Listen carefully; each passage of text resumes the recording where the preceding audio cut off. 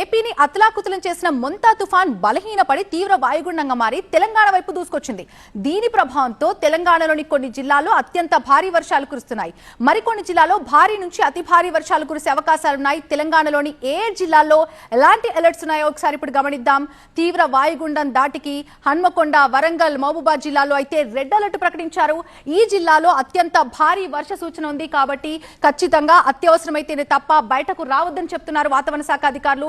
ఈ ఏరియాస్ లో అయితే రెడ్ అలర్ట్ ప్రకటించారు అధికారులు.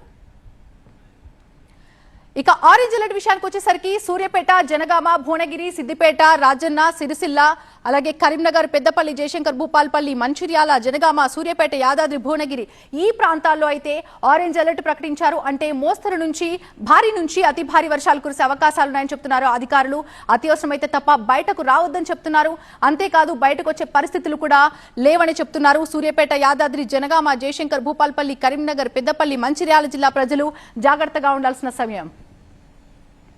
ఇక ఎల్లో అలర్ట్స్ విషయానికి వచ్చేసరికి మరి ఏ జిల్లాలకి ఎల్లో అలర్ట్స్ ప్రకటించారో చూద్దాం. నల్లగొండ, రంగారెడ్డి, హైదరాబాద్, కొమరం భీం, నల్లగొండ, మల్కాజ్గిరి, మేడ్చల్ మల్కాజ్గిరి, హైదరాబాద్, మెదక్, కామారెడ్డి, నిజామాబాద్, జగిత్యాల ఈ జిల్లాలన్నిటికీ కూడా ఎల్లో అలర్ట్స్ జారీ చేశారు. కాబట్టి ఈ జిల్లాల్లో ఉన్న ప్రజలు కూడా భారీ నుంచి మోస్తరు వర్షాలు కురిసే అవకాశం ఉన్నందున జాగ్రత్తగా ఉండాలని చెప్తున్నారు వాతావరణ శాఖ అధికారులు.